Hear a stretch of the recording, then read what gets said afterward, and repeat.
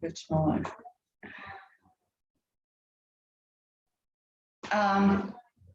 Thank you, Gordon, for coming to join us today. We actually expect a few more students who are with us the entire day today, but maybe some of them will not be able to come. That's why we're also recording this session.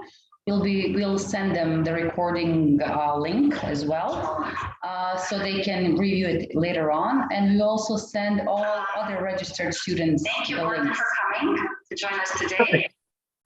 We actually expect a few more students who are with us the entire day today, but maybe some of them will not be able to come. That's why we're also recording this session. We'll send them the recording link as well, so they can review it later on. Okay, so we had some technical difficulties here that we fixed right now. Today with us are Sarah and Serjan, and we, as I said, expect a few more people to come who are members of our competitive college club and opportunity programs. We'll be sending this link. We are live now, but we will also be sending this link to people who registered for the webinar today but didn't show up for some reason. Sarah and Serjan. Gordon is from Bentley University. We have very good experience in Bosnia in general with this school. They visited several times.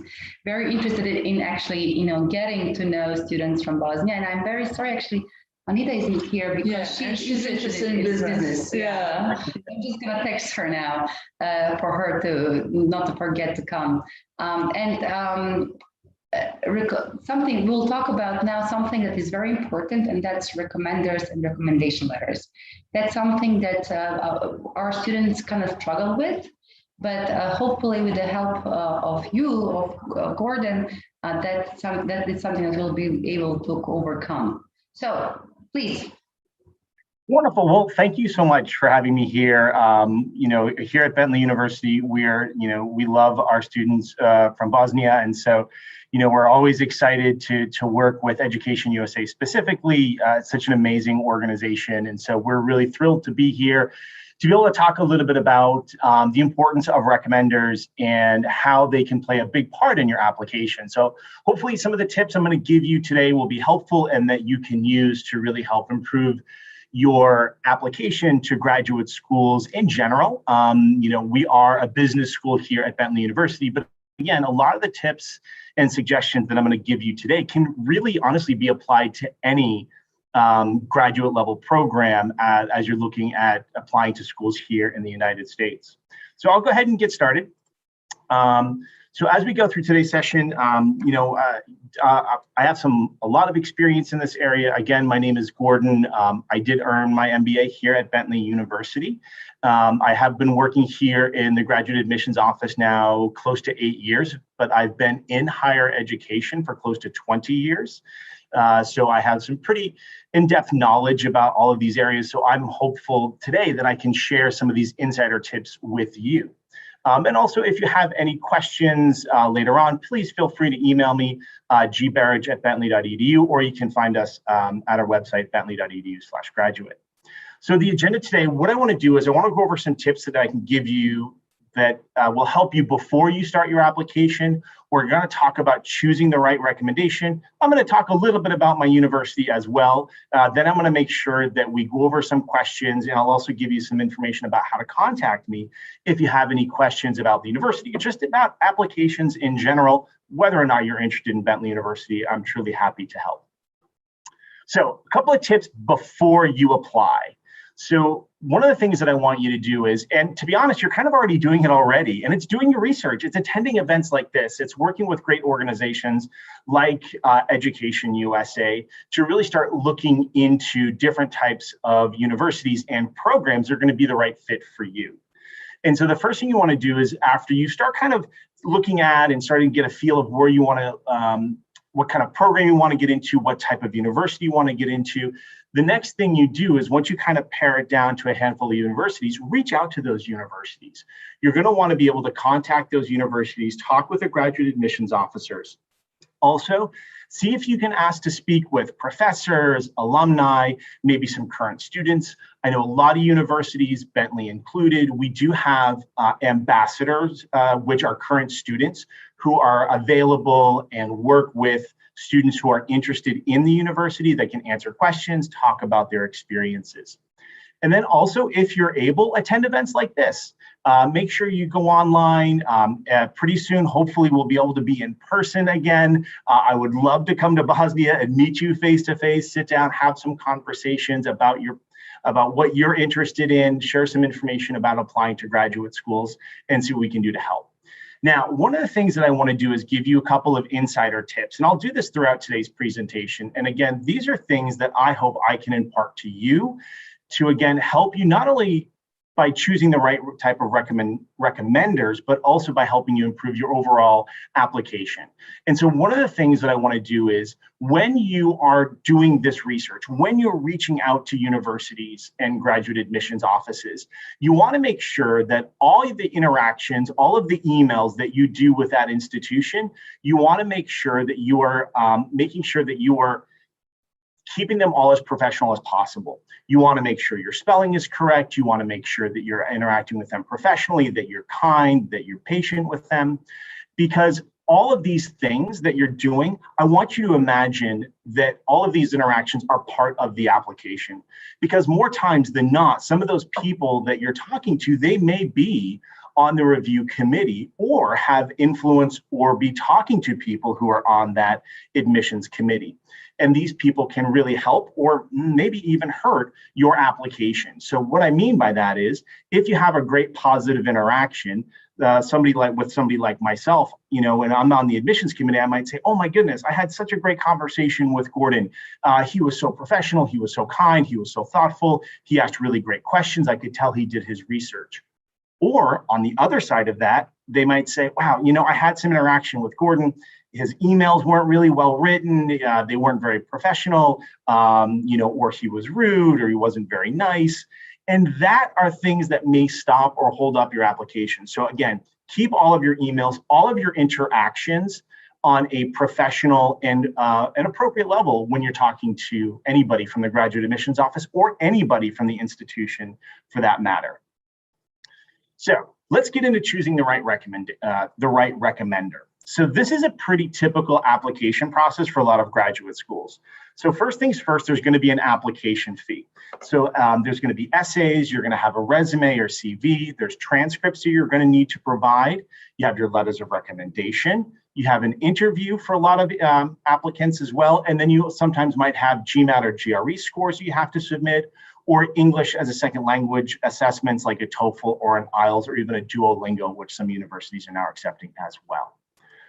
So the importance of the recommendation. So letters of recommendation can really help create a profile, create a picture of you, the student, that's maybe inside the classroom or inside of a work environment from a third party. And so this can really help shed some light on things that might not otherwise be seen within the application. And again, just like that interaction that I talked about a few minutes ago regarding with emails and contact with somebody on the admissions team, do note that recommenders can hurt or help a recommendation. So it's really important that you take some of these tips, take some of this advice, and really put them towards choosing the right recommendation. So letters of recommendation are typically, however, not seen by you, the student. Therefore, your professors, your bosses, your managers, they might disclose information that you might not otherwise mention. So they could say things like, oh, this particular student, they plagiarized in my class, or they were always late, or a boss might say, you know, they weren't really focused, or, you know, they came late all the time. So again, you want to make sure that you're choosing the right recommendations because again, they can help or hurt your application. So the next thing I want to talk about is the number of recommendations, especially if you're going to be applying to more than one institution. If you're going to be applying to multiple institutions, by using a number of recommendations, you're not then asking one professor to submit 4 or 5 different letters of recommendations to different institutions. So you can kind of spread it out a little bit. So I would recommend asking for at least 4 people from previous professors, teachers, maybe mentors, bosses, managers, internship managers, anything like that that can help you out as you're going through this process. Again, it'll give you those multiple people that you can work with. And again, allows for that flexibility depending on the program that you're applying to as well, because some universities are going to ask for specific recommendations. Some might say, hey, I want 2 recommendations from professors, or I want 1 from a professor and 1 from a manager or previous boss that you might have. So having that flexibility can really be helpful if you have multiple people that you can tap into. Also, you want to make sure that when you have these multiple numbers of recommendations, it also ensures that you will meet the minimum requirements for letters. In some cases, that may be 1 or 2 recommendations, but also it can help you meet deadlines. Perhaps, people get busy, professors have exams that they may have to correct, or midterms, or maybe there's a big deadline at work. And so also by having multiple number of recommendations or recommenders that you can work with, they can help meet those deadlines for your application. So who should be your recommender? So you should consider the following things when you're choosing your recommendation, or choosing your recommender, excuse me. How long have you known this professor or manager? Is this somebody that maybe as a manager you've been working with for maybe a couple of weeks or a couple of years? Is this a professor that you've had multiple times? Or maybe you are in a big class and you only took this professor once? So consider that when you're going through, again, how many courses you've taken with them. But also think about if this recommender has seen you in action. Have they seen you working? Have they seen you be successful?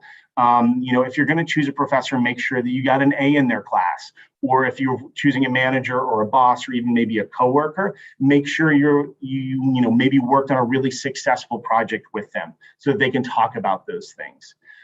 Now, make sure also that they can write a detailed letter about you. You really want to make sure that you can choose somebody that can write that detailed letter of recommendation for your application. Here's a question I get quite often as well. I graduated a few years ago and I didn't stay in contact with my professors. What should I do? If that's your situation, that's okay. That's where that interaction with that graduate admissions office can be really helpful. They can say, if you ask them this question, they might say, oh, you can use a coworker, you can use a manager, you can use a previous boss, maybe you can use, if you did an internship, your advisor or your boss there. So they can help you out there too. So again, if it's been multiple years since you've graduated, again, you can go back and use some of those as well. So when considering a recommender, a couple of things I want you to take into consideration, and it's the language. You don't want to choose somebody simply because they speak English or can write a letter in English for you. If your manager or boss does not speak English, you can get them translated. I would recommend doing an official translation, or getting them in contact with an official translator to do that for you.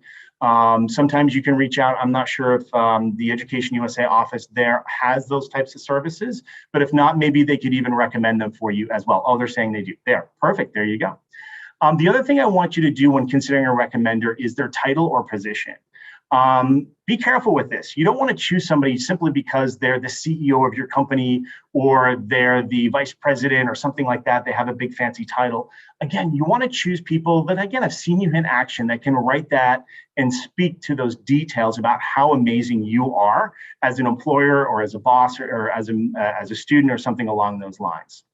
However, one of the things that you could consider when choosing a recommender is if your recommender has actually studied in the US or even at the institution that you're applying to. Because what they can do is they can speak to either the rigors of that particular institution or can speak to the program and success of studying in the US and how you might be a good fit for that. The other thing I want you to consider is the reliability of your recommender.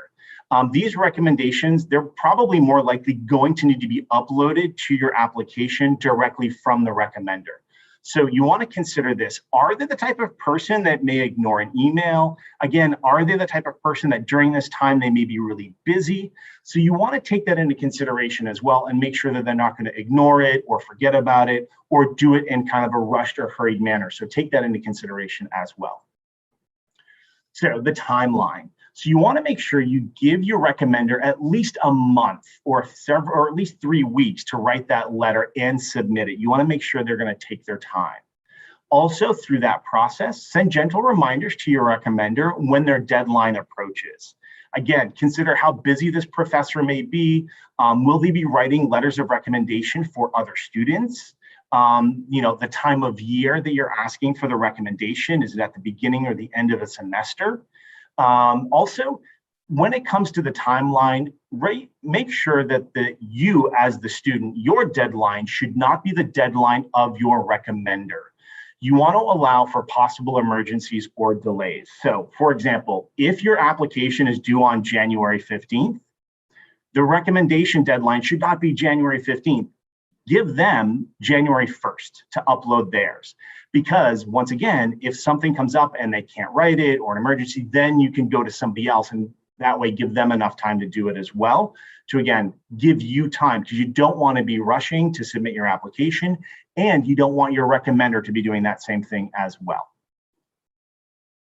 So once you've determined who you want to ask as your recommendation, here's a few things that you can do when asking for the recommendation. Be polite. Remember, they're doing you a favor. You want to make sure that you write your emails in a professional manner if you're going to be doing it in an email asking them, or if you're going to be seeing them in person, you want to make sure that you're going to be doing it professionally. You also want to make sure that you repeatedly thank them because again, this is a favor they're doing for you. They're not being paid extra to do this, but rather they're doing this to help you. So you really want to make sure that you ask them and thank them quite a few times as you go through that, as you go through asking them. And then what I want you to do is explain to them why you specifically want them to be your recommender. This is where you can really compliment them on the reason why you're asking them. So for example, if it's a professor, wow, professor, I learned so much in your class and I really enjoyed being there. I loved your class. And so this is why I want you to be my recommender because I learned so much from you. Or perhaps if it's a manager or boss, your leadership in our division has really helped me be successful.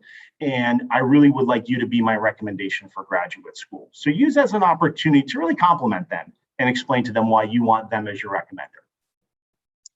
So once they have said yes, so you should consider giving them, the recommender, a copy of your resume and a concise document relating to your relationship. So this document should have when you first met, maybe what classes you took with them, the grades you received.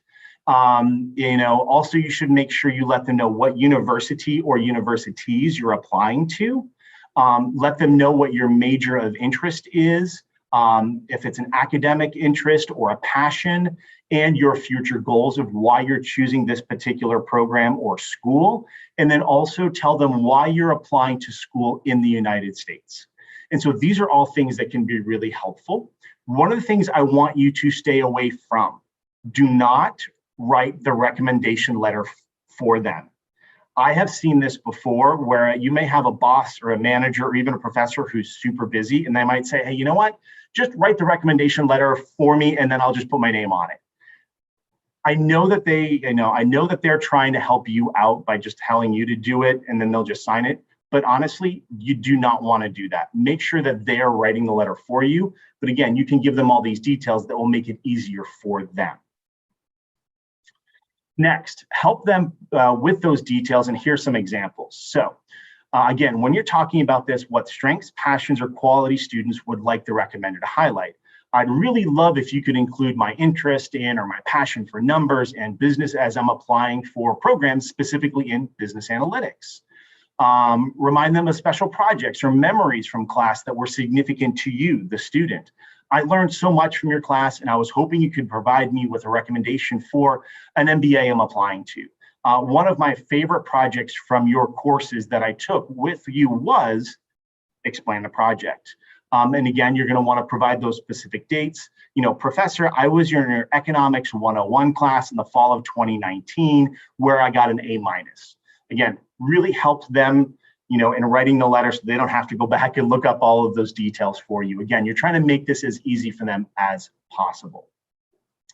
Okay, so here comes the fun part. So I've given you all of these great bits of advice. Now I want you to help do a little role reversal here. I want you to think of yourself as somebody who's on an admissions committee, somebody who is going to be reading these recommendations. Now, these recommendations I'm showing you, these are actual recommendations that we have received here at Bentley University. And so what I'd like you to do is take a look at this, think about all of those tips that I've given you so far. And then if you could, in the chat box there, tell me if you think this is a good recommendation or a bad recommendation. And then I'll tell you what my advice is. And you can just write it right there in the chat box if you want. Gordon, can we give our opinion as advisors? Yes, please. That would be great. What do you guys think? I'm just gonna let students first write, and then I can give you my opinion. Sure, not a problem at all. And again, you can just put it right in the chat, whether you just write good or bad after you read this. And again, think about those things we talked about. Is this particular recommendation, is it very detailed? Is it giving us some level of insight? Imagine, again, think about this. We're looking at this as something that could be really, is it going to be helpful in helping us figure out who you are as a potential student? Is it giving us those details of, how they did in class, specific grades or anything like that? Could this just be for any student? If you just plugged in your name, could this be for you or me? Think about those things.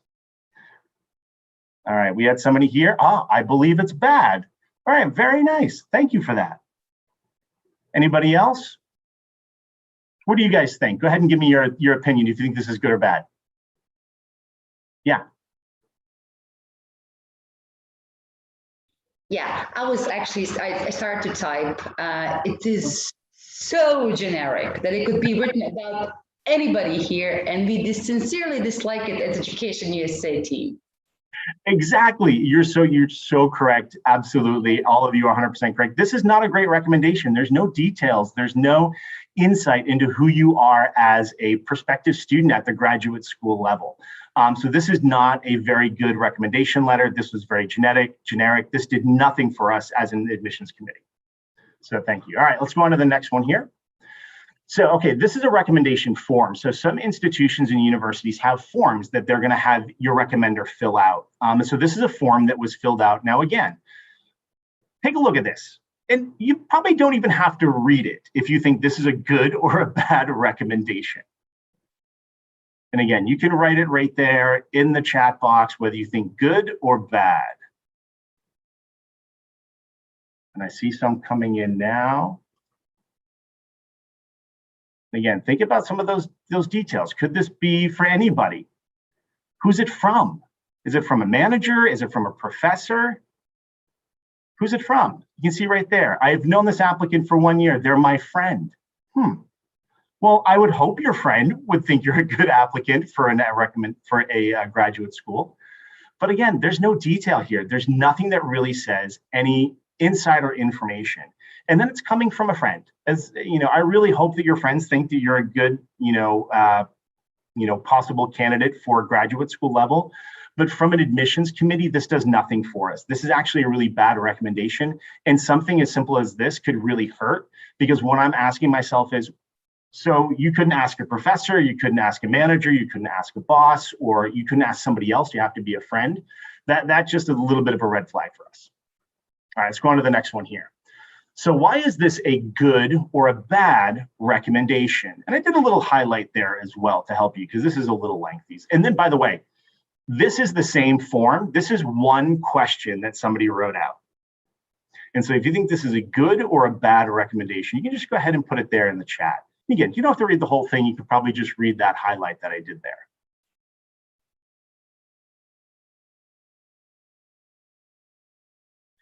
Absolutely. Anita, thank you. Yeah, I agree. I agree with you. Anita says this is a good one. And I would have to agree. Look at this, right there, what they're saying. They're giving great details. They're giving insider information. They're really giving us as an admissions committee some insight into who this prospective student is.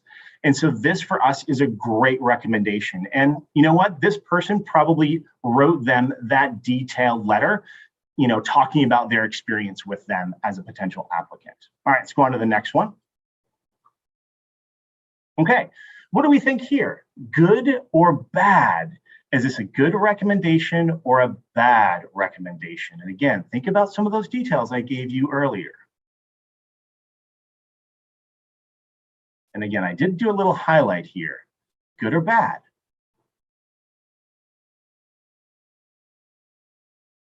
All right. And how about my friends at Education USA? Would you guys, if you guys received this as a recommendation letter, what would you guys think? I'm not, it's better than the first one, but I'm not really thrilled because this person is actually repeating what you already have written in, you have these information about GPA, about transcripts and that kind of stuff. It is, I mean, if it's really important for your program to have this information, then yes. For example, this valuation incorporated, I don't know, if it's important for the program, then maybe it's okay that they kind of emphasized it, but it's better than the first one, but maybe not as good as the second one. And also he knew him only for one class. Yeah. Exactly. I think this is an okay recommendation letter. This isn't the best, this isn't the worst. I think you guys are absolutely correct. This is kind of one of those ones that are like, okay, you know, this is not bad. I would have liked a little bit more maybe insight into who they were as a student, not just, you know, that they got good grades, because again, that's stuff that we can see in their transcripts or that you can write about in your own letter that we can see. But again, that's where some of those details can come really into play. And that's where you can say, you know, this is why you're passionate about these things in those detailed letters. So that's very good. Thank you. Okay, so here's another one that we received. And again, good or bad, and you can write it right in there in the chat and whether you think this is a good or bad recommendation.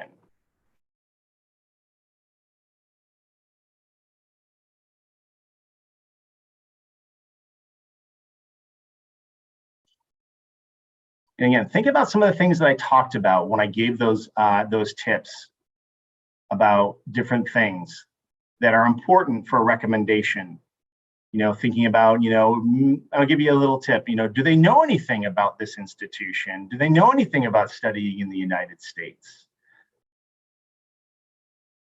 And then, again, go ahead and write it in the chat if you think it's good or bad. And I'll give you another minute, or I'll give you another couple of seconds here to write good or bad in the chat. And then I'm going to ask my friends at Education USA as the other professionals here in the room with me. I know I've seen a lot of recommendation letters as well. I'll ask their advice too. So again, think about those details that I talked about. All right, so I'm gonna ask my friends at Education USA. What do you guys think? So what I like about this person obviously also finished Bentley, so they can match the school with the student and maybe recommend, you know, see if that candidate would be good for the school because they've been there, done that. So that's some kind of like insight information, which is I really like that one. They know each other for more or less 2.5 years, which is not a very short time. So they had time to learn, get to know each other. This person is not talking about academic success of that person, but again, they're talking about how this person deals with work, technical accounting, complex deal structures. It tells people about the way of thinking of that person, the attention to details, which could come very useful for graduate admission to know how that. So I like this one. I like this one pretty much, quite a lot. I absolutely agree. I think this is a great recommendation, and you're absolutely correct. It gives insider information. This is somebody who knows the program very well, who knows graduate school, you know, the rigors of a graduate level program. And then to your point, it gives some really great insider information about who they are in a professional capacity. And again, so this is just one of the recommendations we received from this person. And the other one that they submitted was a former professor. So that gives some of the academic side of things. So as far as a professional recommendation goes for a graduate school, this is perfect. This is exactly the type of thing that we would love to see with those details that we talked about before. All right, so I have one more for us to take a look at. So take a look at that. What I want you to do is, I don't want you to read the whole thing because it's kind of like lengthy. I just want you to read the first sentence from every paragraph. Take a second here and just really quickly read the first sentence of every paragraph.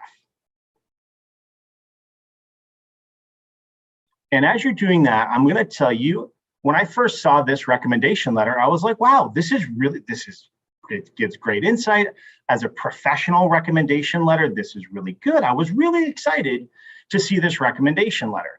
But again, we here at my department, we always like to see 2 letters of recommendation. So now that you've had a chance to read the first sentence, I want to show you this person's second recommendation.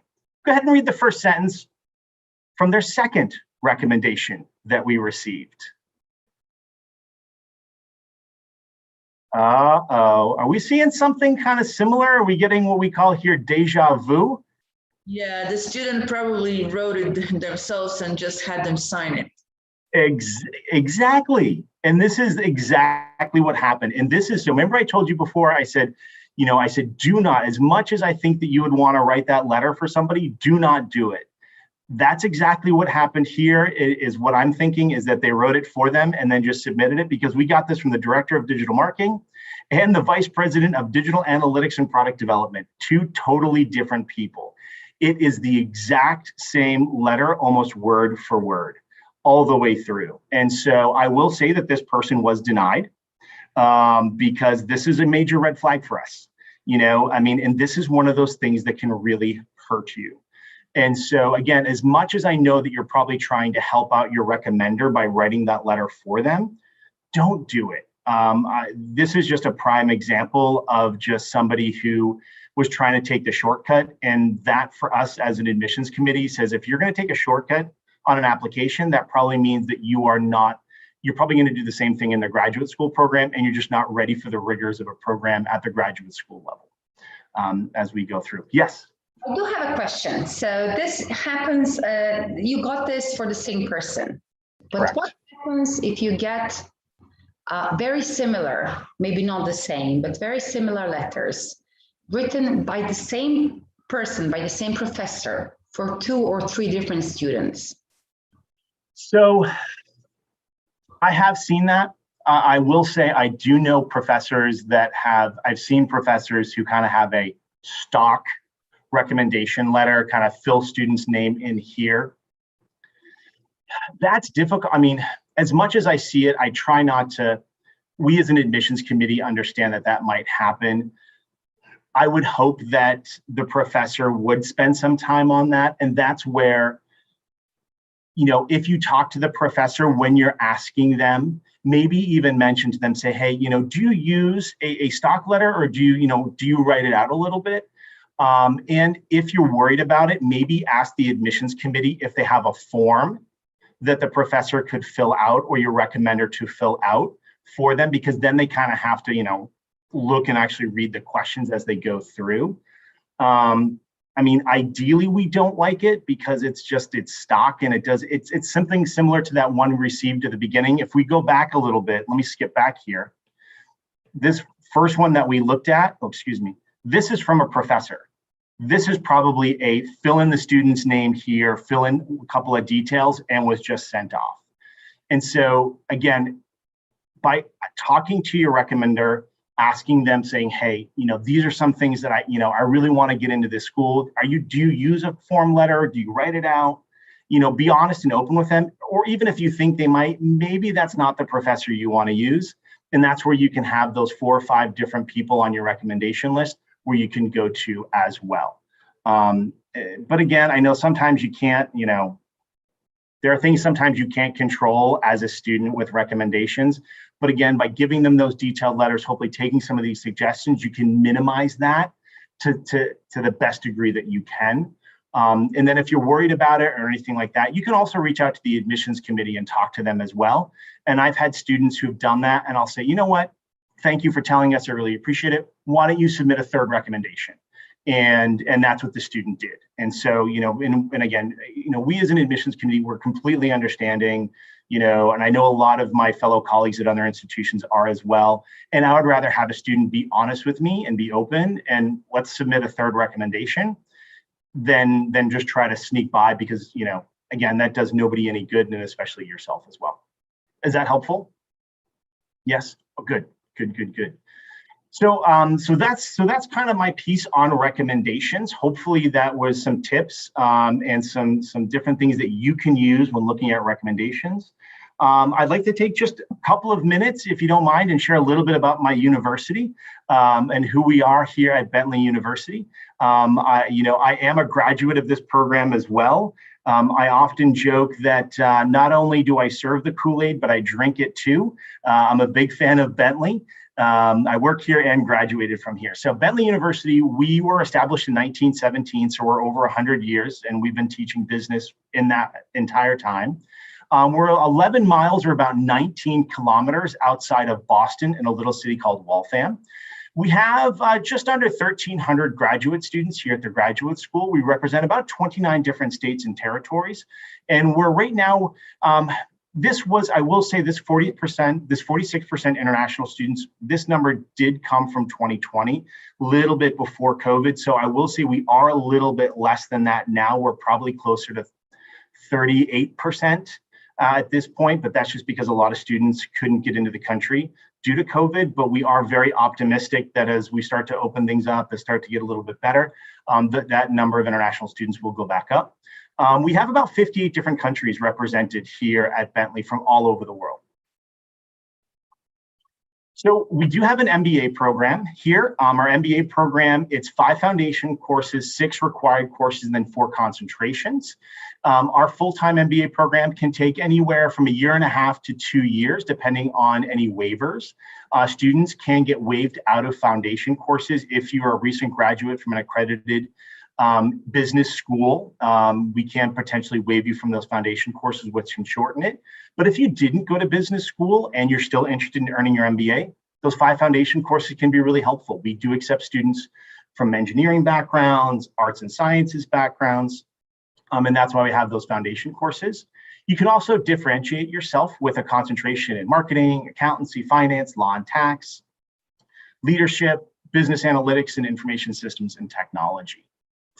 We also have several Masters of Science and Masters of Science programs. This is our accounting and finance focus. We have a Master's in Accountancy, which is between 10 and 13 courses. It does satisfy all requirements for the educational need for courses work needed to earn your CPA, which is very important here in the US and around the world for accountancy. We also offer a Master's in Taxation. It's only 10 courses. We have one of the largest alumni networks here in the United States. Again, we've been teaching tax for well over 100 years. We also have a Master's in Finance. This is 10 to 14 courses. It's the #3 best Master's in Finance program here in the United States by the Financial Times. It does have a STEM designation, which does allow you to extend your OPT. The Master's in Finance has 2 tracks, a traditional track, and then a master's, and then an analytics track, which is the STEM designation one, which allows you to extend your OPT or your optional practical training, where you can stay here in the US for up to 3 years and work on your student visa. Our analytics and technology focused master's degrees, we have a Master's in Accounting Analytics, which is also a STEM designated program. This is between 10 and 16 courses as you're going through, again, depending on your background. We also have a Master's in Business Analytics, which is between 10 and 11 courses, which would take you about a year to complete. This is also a STEM designated program. We're a leader in advanced studies of business analytics. We've been teaching business analytics for over 20 years. So, you've probably heard a lot about analytics over the last probably 5 to 10 years, but we really were at the forefront of this. And so we have a deep knowledge when it comes to analytics. We also have a Master's in Human Factors and Information Design. This is user experience. This is a 10-course program. It was ranked the #1 graduate program by UX Magazine. It is a STEM designated program as well, once again, allowing you that extension to work for up to 3 years here in the US after you graduate from this particular program. The application requirements, it's pretty standard. We have the application fee. However, for anybody who participated or is watching this session, if you email me and let me know that you saw this with Education USA, that I will offer you an application fee waiver so you can apply for free. It's typically $150, so I'm saving you a little bit of money here. We also have 2 essays as part of the application, transcripts, 2, now what I expect to be 2 outstanding letters of recommendation from you. Some of our programs do require an interview. The interview would be done over Skype or FaceTime, something like that. but they would be in person. We also look for a resume or CV. We accept both. Official GMAT or GRE scores. We do offer waivers for that as well, for depending on a couple of different things. We also do look for official English as a second language scores as well. We here at Bentley accept the TOEFL, the IELTS exam or IELTS, and Pearson are the 3 exams that we accept currently. There are also some options to do some waivers for there as well. So application deadlines, we are going to be taking applications now for spring 2022, which starts in January. And then we will start taking applications for our fall 2022s this September. So starting on September 15th, we'll be taking applications for our September 2022 starting next year. And so there's my contact information. If you have any questions, even if it's more general in nature, if you're not specifically interested in Bentley, but maybe you do have some deeper questions on recommendations, feel free to email me. I'm happy to help out. But you also have, this great resource, the American Education USA network there is also incredible as well. They're a great resource, not only for help with recommendations, but I know that they do stuff like essays and helping you find out great information and resources. So between myself and them, they're just a great resource to help you out for applying to graduate schools here in the United States. So I'll pause here. I don't know if anyone has any questions or if there's anything I can do. Go ahead and feel free. Yes. Oh, don't worry about that, Gordon. I always have questions. I mean, unfortunately, the students, and Sarah has, but can I just get quite quickly? Can you go back slide? Resume or CV, what do you prefer? So, honestly, we like a resume, but we'll accept either. Resumes are nice because they're a little bit more concise. A typical American resume is going to be, depending on experience, 1 to maybe 2 pages. And here at the Graduate Admissions Office, we receive thousands of applications a year. And so I have seen CVs that can be, I received one CV that was 15 pages. It's great with that amount of detail, but when you receive thousands of applications, a 15-page CV might not get read as thoroughly as maybe a 1 or 2 page resume might. So I do prefer, and I know my colleagues do prefer resumes. However, we are a very international school, and we do realize that some people want to submit those CVs. So we will accept those as well. But, insider tip, we do prefer a resume. Okay, good. I mean, yeah, because our next topic is writing CVs and resumes. and again, we will accept either or, but again, you got to think about who you in what schools you're applying to and how many applications that school might receive. I think Sarah had a question. She unmuted it herself, but then after her, I want to ask you something else. Sarah? First of all, thank you for your presentation. I wanted to ask something similar to what Alexander already asked regarding the similar recommendation letters from one professor. Sirjan and I, who's also here, we will be applying to almost the same schools or to at least few of the same schools. And we also have few professors that we are looking to ask for a recommendation letter, and there will also be the same professors because it is a small school and most of the activities we did are together with them. So those letters will look the same because of the same activities. My question is, will that hurt our application? Maybe we can reach to the schools to explain that beforehand, or what is your opinion? No, that's a great question. And again, I would reach out to the professors and let them know, especially if you're at a small school. You can maybe mention when you're reaching out to them for the recommendations. Hey, I know that you may be writing recommendation letters for other students to the same programs. Here are some things that make me special. And so that's where that detailed letter, talking a little bit about who you are and why you're applying to this program, why you're passionate about this subject. can help you stand out amongst your peers who may be also applying. Not that you want to put anyone else down, but you want to highlight yourself, highlight what makes you unique, particularly for that professor. In that particular situation, if there was a special project that you worked on, or, a certain subject that you are really passionate about within that class, think about something that can help, again, you stand out as an individual within that professor's experience, that can be something that will make your recommendation letter a little bit different from those other people who are applying. But again, I think if you reach out to the professor, let them know, and just explain to them, I know you may be writing this letter multiple times, but if you could just mention this or talk about this, this is what makes me special and why I want you to write this letter for me. And then hopefully they will take that into consideration and submit that as well.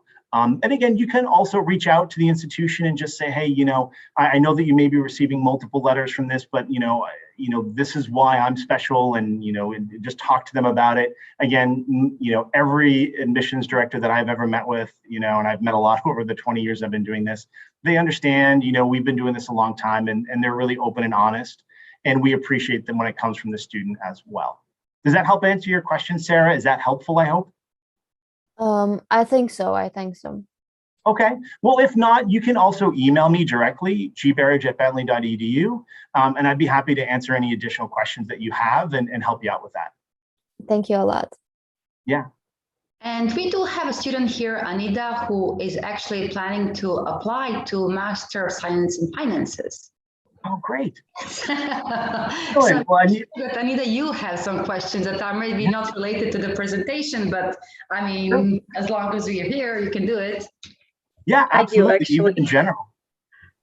First of all, thank you for the session. So I wanted to ask about something that I think a lot of undergraduate students from our country wonder, and that is, since here we kind of have a culture of going for a master's degree right after the undergraduate, and we don't have any work experience. And I know in the US, it's actually quite the opposite. People usually work for a few years and then do the master's degree when they already have work experience, which helps, I feel, in the application process. And how is that important if we don't have any or not much work experience? So that's okay. So the first thing I would do is look into whatever universities you're looking into. Again, reach out to them, reach out to the admissions department at that particular university that you're interested in, and ask them if that's a requirement. There are some programs where that is a requirement. There's others like ours here at Bentley University. We do not require work experience for our master's in finance. The only program that we have here that requires work experience is our master's in human factors and information design, or our UX program. But all of our others, we will consider students that do not have experience. And one of the things that you can do to really help your profile is, if you did an internship, you're going to want to put that down.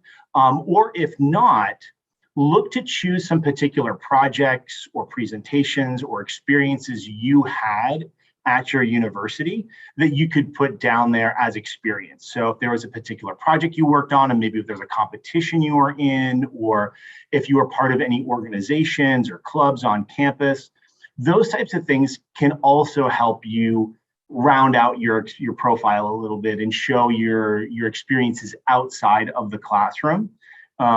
Is what you could do too. And we've seen that quite a bit also, because again, we don't require work experience for a master's in finance, but I do appreciate it when I see other activities that students have done outside of just, going to school. But again, clubs, organizations, volunteering, internships. And again, if you're still not quite sure, reach out to the admissions committee, talk to your friends at Education USA. They have some great advice. The admissions officers can have some great advice on how to help you kind of overcome that lack of experience. Anita, does that help answer your question? Yes, it does. Thank you. So I also wanted to ask, this is something that I have to ask every school, because my undergraduate degree is 3 year long. So it's not really, it's not according to U.S. standards. It's European. So I was wondering whether that is acceptable, because I've seen that in the past 2 years, more and more schools have been accepting those degrees, but it's not universally accepted. So yeah, it's another great question, and again, that's where that communications with the admissions office can be really helpful. For us here at Bentley, if your country is part of, and if I mispronounce this, I apologize, the Shenzhen Cooperation or law, that we will accept that. That's the for all of Europe, European countries, that come together and they kind of have one educational rule. If they're part of Bologna. Bologna, Yeah. Bologna, excuse me, I'm sorry. You are correct. The Bologna process, or the Bologna Accord, whatever. Oh my God, I'm forgetting the name of it. But if you're part of that, then yes, we will accept it. But again, you can reach out to the institution, and we will accept a 3-year bachelor's degree from a European country or that's part of the Bologna process. We will accept that. The other thing that you could do is you can get your degree certified. There are several different organizations. One of the more well-known ones is WES, W-E-S, which is World Education Services. They do certifications, and they will certify your bachelor's degree as equal to a US degree here.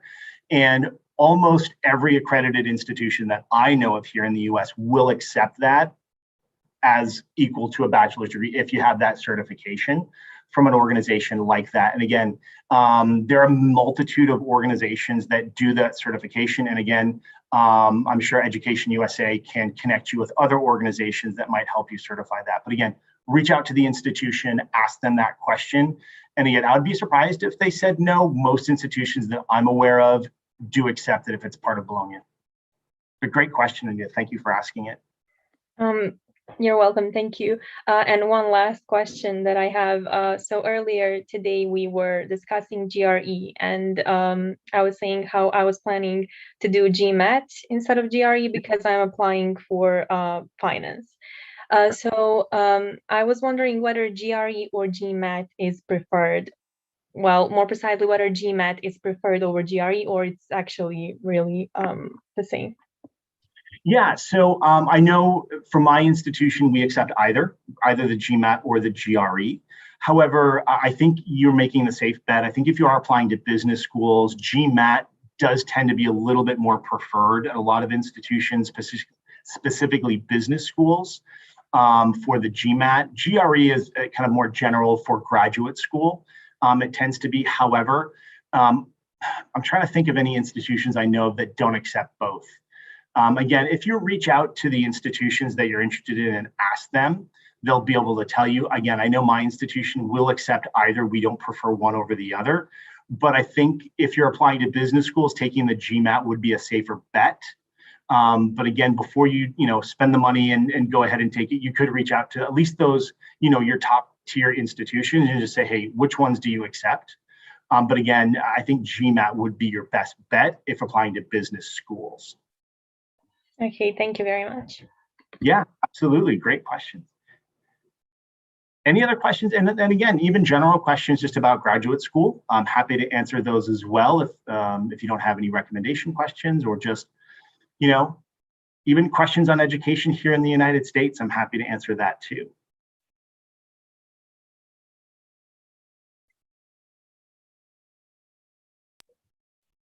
Okay.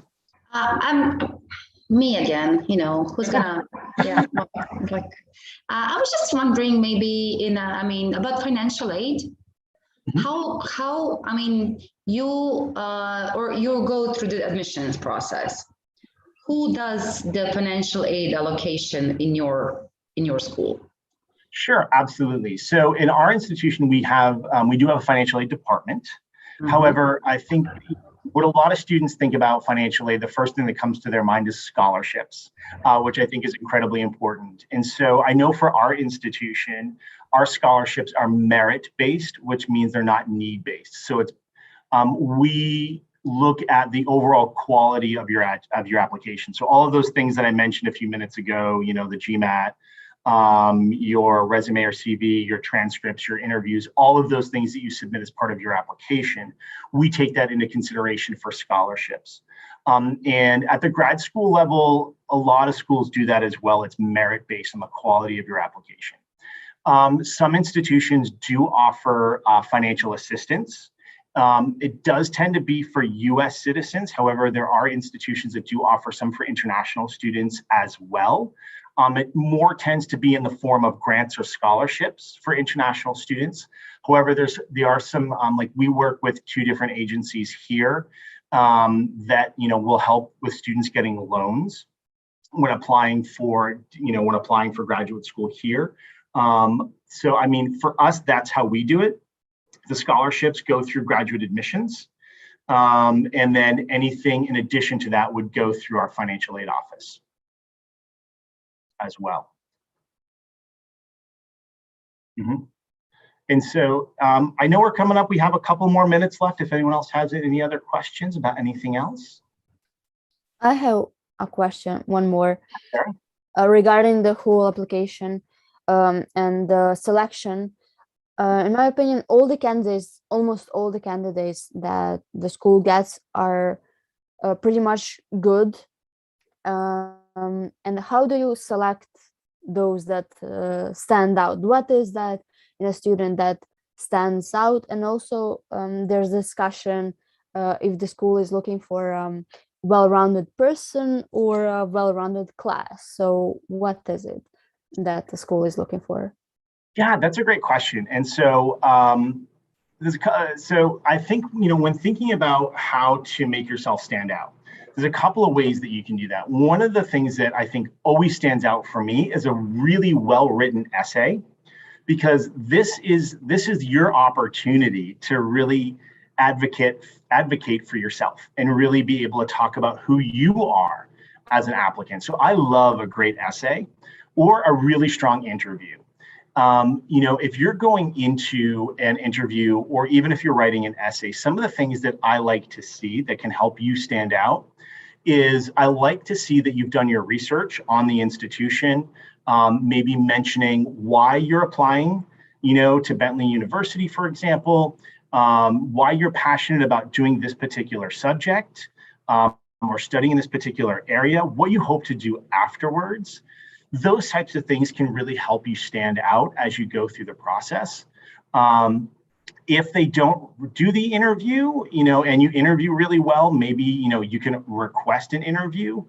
I also really like it when students have, again, a really good recommendation can be really helpful too. That can help yourself stand out. And then as far as like a well-rounded education or a well-rounded student, I prefer a well-rounded student.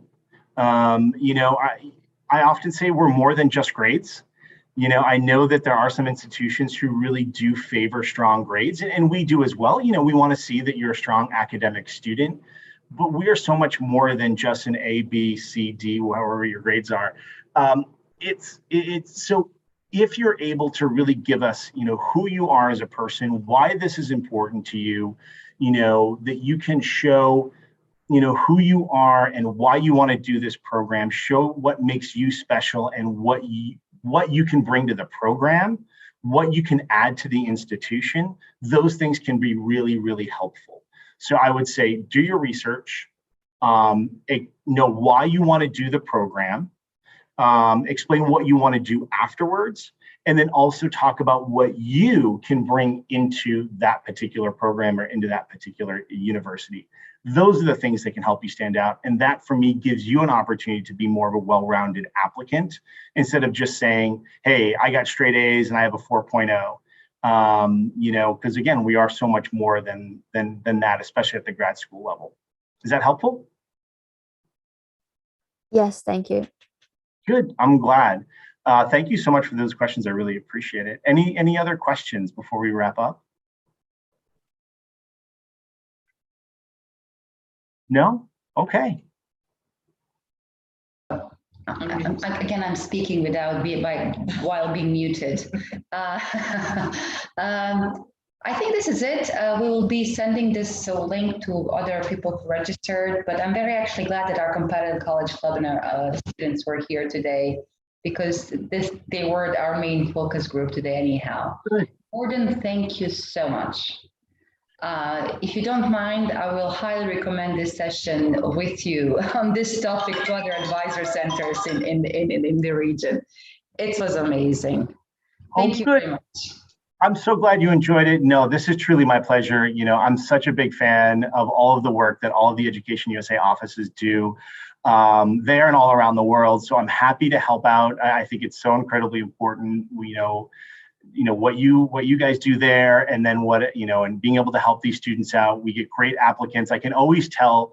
And for those of you that are watching this now or later, I can always tell as an admissions officer, as part of the review committee, when somebody has worked with an Education USA office, because they do tend to submit really strong applications, because they give you all of that insight and all of that knowledge. They do sessions like this, they work with institutions. So utilize them to their full capacity as much as you can. Attend a lot of sessions, ask a lot of questions. I can't emphasize it enough. Reach out to the institutions that you are interested in, especially during the research phase. Don't be afraid to interview them a little bit as well. Don't just expect them to interview you. But this is truly a pleasure. Thank you so much. This is amazing. And I look forward to hopefully sometime soon being able to see you all face to face. Hopefully, yes. Keep our fingers crossed. Absolutely. Thank you. Bye.